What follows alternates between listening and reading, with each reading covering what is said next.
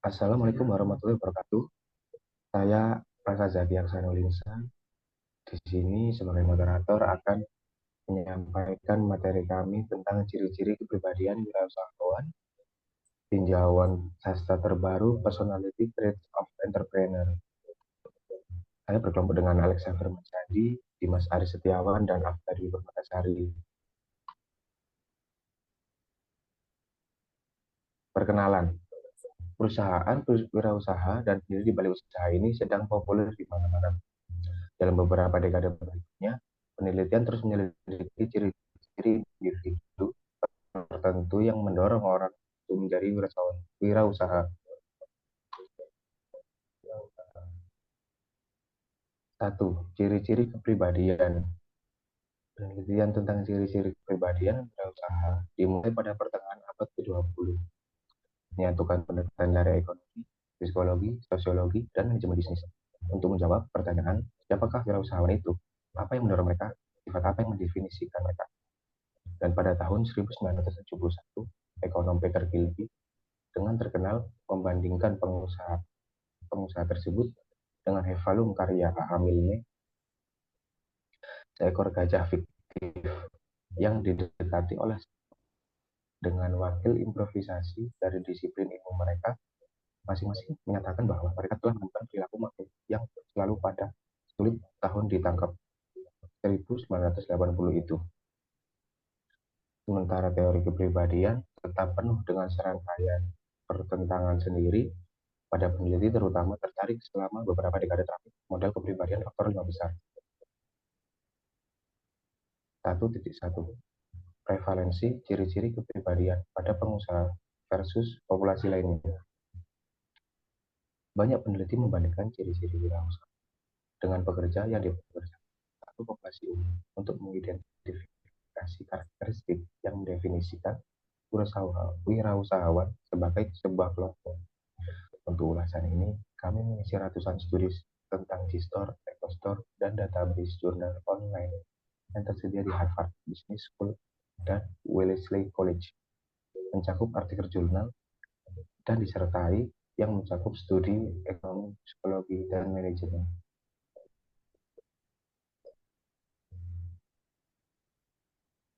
satu model 5 besar.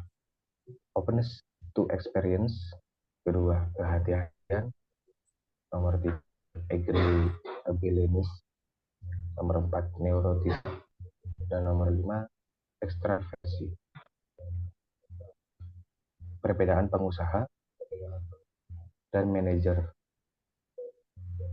Manajer sering digunakan sebagai titik perbandingan untuk pengusaha mengingat potensi kebutuhan kedua kelompok untuk mengarahkan pekerja dan banyak tugas. Sedangkan perbedaan antar populasi wirausaha adalah pekerjaan terbaru berusaha untuk mengukur sifat-sifat ini di berbagai jenis pengusaha atau tingkat niat yang berbeda. Dan variasi ini sama menarik dan relevan dengan kebijakan sebagai gambaran tingkat makro dari pengusaha dibandingkan rata-rata.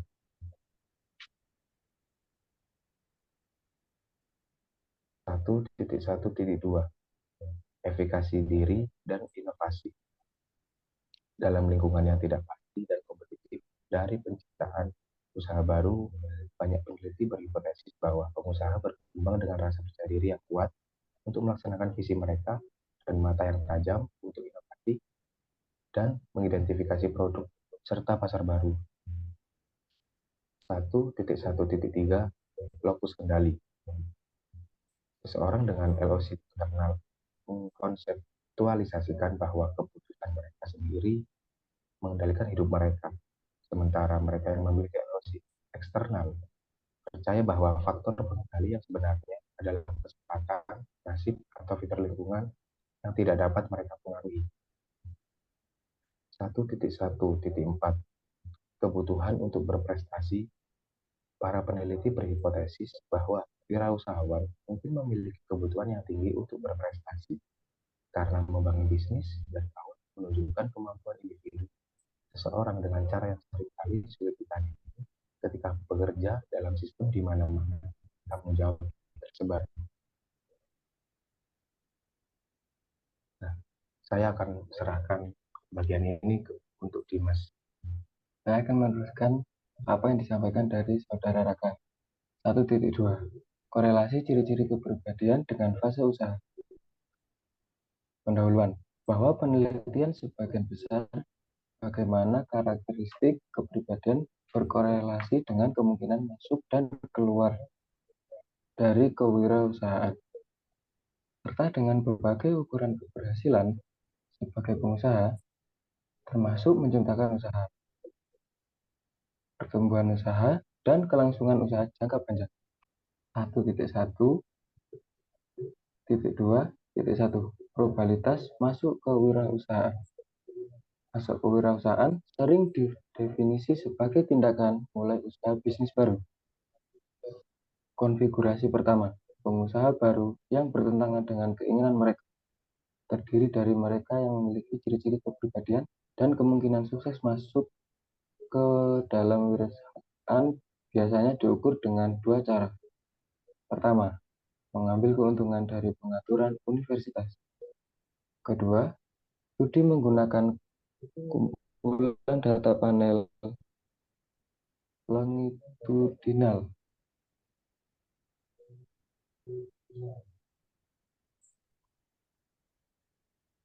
Studi cross-seksional dan meta-analisme. Mereka menemukan bahwa keterbukaan berhubungan positif dengan kemampuan yang dirasakan dan investasi kepribadian. Sedangkan neurotisme berhubungan negatif dengan niat dan kemampuan. Mereka juga menguji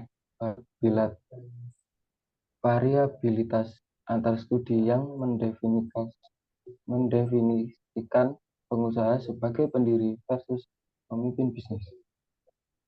Tidak menemukan perbedaan yang signifikan antara kategori tersebut. Studi longitudinal untuk berpindah dari niat kewirausahaan ke pembentuk bisnis yang sebenarnya. Peneliti perlu melacak dari waktu ke waktu. Pengambilan risiko juga ditentukan berkorelasi dengan pendirian bisnis, tetapi tidak harus dengan kinerja atau jalan keluar. Terakhir, tampaknya juga ada antar EC dan pendiri bisnis, serta dengan fungsi terkait yang spesifik seperti keterampilan perencanaan bisnis. 1.2.2 Pertumbuhan dan kesuksesan sebagai pengusaha. Bro, tolong.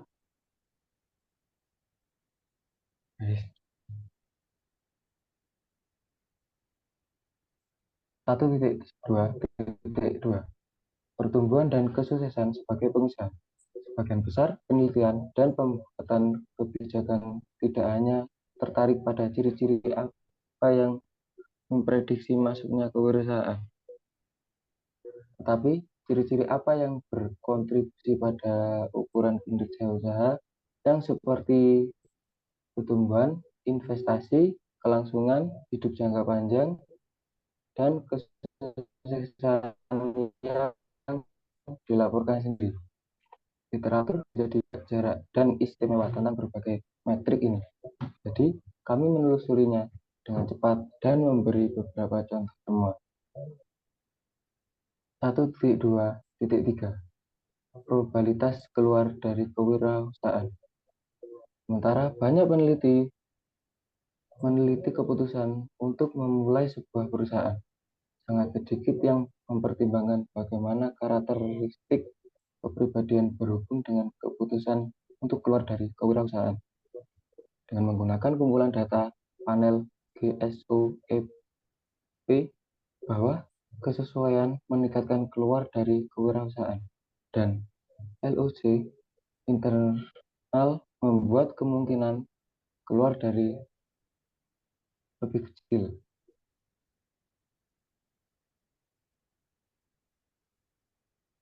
1.3 Memoderasi sifat dan faktor lingkungan. Karakteristik kepribadian berkolerasi satu sama lain, sementara pada saat yang sama dipengaruhi dan dibentuk oleh kekuatan lingkungan. Mereka menemukan bahwa ESG yang tinggi meningkatkan kinerja perusahaan dalam lingkungan yang dinamis bila digabungkan dengan optimis, tetapi merugikan bila digabungkan dengan optimis tinggi. Diagram berikut diadaptasi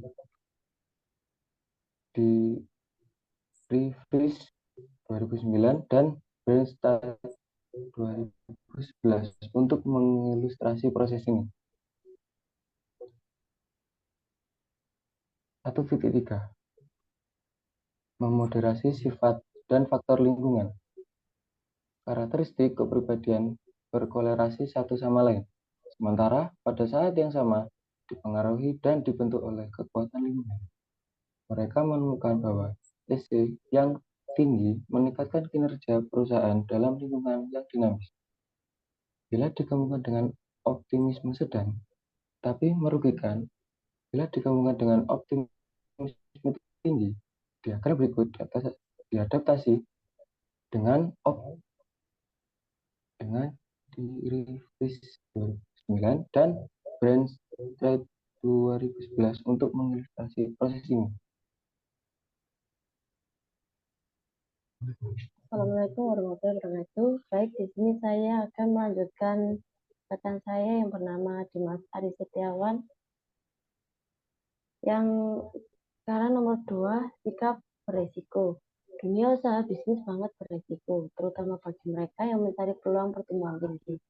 2014 melaporkan bahwa lebih dari separuh startup tidak lagi beroperasi setelah 6 tahun, dan 75% pengusaha keluar tanpa ekuitas. Diskusi tentang risiko dan kewirausahaan kembali ke Connect 1921 yang mengusulkan bahwa wirausahaan dibedakan dari yang lain karena kecerdasan mereka dan melihat dan bertindak atas peluang pun ada ketidakpastian dan risiko. Ini lebih lanjut memisahkan risiko, di mana kemungkinan keadaan dunia di masa depan dapat diketahui di luar kendali dari ketidakpastian, di mana bahwa sulit untuk menggambarkan dengan tepat seperti apa keadaan masa depan itu. Sikap risiko dijelaskan dalam literatur sebagai preferensi risiko, toleransi risiko, pengindaran risiko, dan kecenderungan risiko. Selanjutnya nomor 2.1 metode pengukuran sikap risiko. Salah satu pendekatan untuk mengukur sikap risiko menggunakan metrik yang dilaporkan sendiri. Pertanyaan-pertanyaan ini bervariasi pada tingkat kekhususan karena banyak yang berasal dari survei longitudinal yang tidak secara khusus disesuaikan dengan kewirausahaan. Beberapa pertanyaan sikap risiko mungkin tanggapan yang lebih luas di luar dikotomi salah satu atau menggunakan undian hipotetis atau peluang investasi. Misalnya, studi oleh Block et al. 2015 bertanya, bayangkan Anda memenangkan $100 juta dalam lotre. Setelah menerima uang, Anda memiliki kemungkinan untuk menginvestasi uang dalam kegiatan kewirausahaan. Akhirnya penelitian lain menghindari kesenjangan kepercayaan diri dan pengetahuan diri dengan melihat langsung pada metrik investasi individu yang akan mengangkat risiko.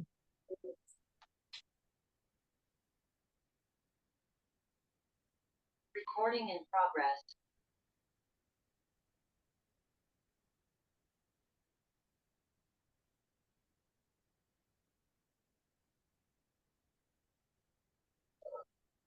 Selanjutnya 2.2 sikap risiko pengusaha versus populasi lain. Studi membandingkan sikap risiko pengusaha dengan manajer dalam sektor industri yang sama, populasi umum, dan kelompok pengusaha lain dengan berbagai tingkat keterampilan dan berbagai jenis motivasi. Menggunakan pendekatan yang sangat berbeda, Hall and Worldwide 2010 setuju bahwa pengusaha harus memiliki toleransi risiko yang relatif tinggi. Studi mereka menggunakan data kepemilikan untuk banyak perusahaan yang didukung visi. Baik Stewart dan Roth 2001 serta Miner dan Raju 2004 menemukan bahwa ada perbedaan besar antara wirausahaan yang tujuan utamanya adalah pertumbuhan usaha versus mereka yang fokus menghasilkan pendapatan keluarga. 2.31 probabilitas masuk ke dalam kewirausahaan. Berbeda dengan konsensus yang kuat di antara para peneliti bahwa toleransi risiko mendukung penciptaan usaha. Tidak jelas apakah sikap risiko berdampak pada kesuksesan bisnis jangka panjang.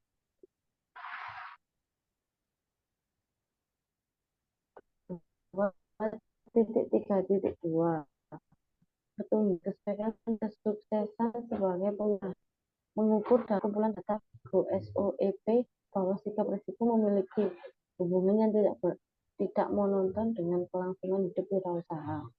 Karena tingkat keluar dari mengambil risiko menengah adalah 40%, lebih rendah daripada mengambil risiko rendah dan tinggi. Tetapi menghindari risiko tidak menjelaskan entry bagi mereka yang keluar dari pengangguran atau tidak aktif. Selanjutnya 2.3.3 probabilitas keluar dari kewirausahaan. Dalam kumpulan data GSOEP, hasil awal ini memerlukan verifikasi lebih lanjut dengan menggunakan data dari negara lain dan populasi wirausaha yang berbeda. Bahwa sikap risiko memiliki hubungan yang tidak monoton dengan kelangsungan hidup wirausahaan. Karena tingkat keluar dari mengambil risiko menengah adalah 40% lebih rendah daripada mengambil risiko rendah dan tinggi. 2.4 kewirausahaan self-efficacy sikap beresiko dan optimis. Peneliti mengukur korelasi antara optimisme umum dan aktivitas kewirausahaan menggunakan berbagai jawaban peramal survei dibanding dengan hasil selanjutnya. Misalnya, salah satu pertanyaan penelitian adalah, apakah pengusaha pandai meramal secara umum? 3. Tujuan dan aspirasi. Sebagai besar sarjana kewirausahaan mengukur kesuksesan bisnis dan melihat peristiwa yang dapat diamati dalam sejarah perusahaan seperti kelangsungan hidup, keluar, dan pertumbuhan perusahaan. 3.1 Alasan memutuskan untuk memulai usaha. Salah satu sumber utama data longitudinal tentang motivasi kewirausahaan adalah panel Survey of Entrepreneurial Dynamics atau disebut PSID. Dalam skema mereka, alasan non-keuangan termasuk keinginan untuk otonomi, kemandirian, fleksibilitas, dan sebagai ukuran pemenuhan.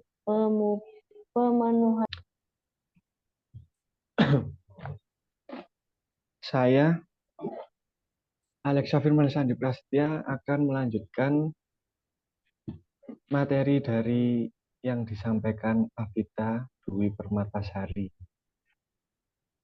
3.2 Tujuan wirausaha. Pengusaha yang didorong oleh manfaat uang versus non-uang seringkali memiliki tujuan yang sangat berbeda untuk perusahaan mereka. Dengan demikian, literatur semakin mengategorikan dua jenis wirausaha yang luas. Wirausaha yang digerakkan oleh pertumbuhan yang mencari peluang dan inovasi, dan wirausaha yang digerakkan oleh kebutuhan yang membuka jenis baru ketika pilihannya sedikit. Ada banyak penelitian yang mengamati industri tertentu di mana motivasi non-keuangan menunjukkan tujuan kewirausahaannya. Misalnya, Bergevot 2005 menemukan bahwa tujuan dan sikap pengusaha adalah penentu strategi dan perilaku usaha di industri peternakan sapi perah Belanda. Berikut kesimpulan dari kelompok kami yaitu studi tentang kewirausahaan dalam banyak konteks, termasuk pemberdayaan determinan pemilihan pekerjaan. Kewirausahaan versus pekerjaan berbayar. Pengusaha adalah kelompok yang sangat heterogen sehingga tidak mengherankan jika studi tentang kepribadian mereka beragam. Survei ini telah berulang kali memunculkan kesenjangan antara teori ciri-ciri kepribadian dan bagaimana kita dapat mengukurnya dengan alat empiris. Kita gagal untuk mengurangi ciri-ciri psikologi yang kompleks dan tumpang tinggi untuk menetapkan peran kausal. Baik, terima kasih. Ini adalah materi dari kelompok kami. Wassalamualaikum warahmatullahi wabarakatuh.